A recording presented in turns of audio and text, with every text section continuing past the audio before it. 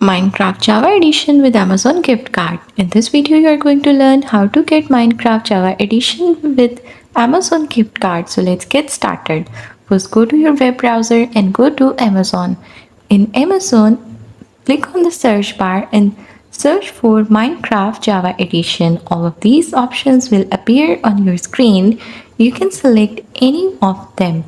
For example, I'm going to select the one that says Minecraft Java and Bedrock Edition. After clicking on it, you will see these options on your screen. I will click on the option that says Windows Digital Code. A Windows Digital Code will appear on my screen, and after that I will go to my profile and click on the option that says Account.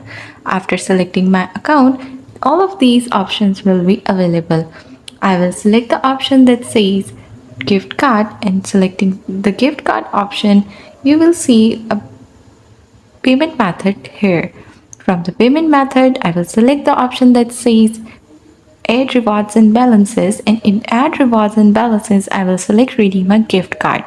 Now I will enter my gift card code here and then click on the option that says apply to your balance. Now I will be able to get Minecraft Java Edition with the help of Amazon gift card. That's all. Thanks for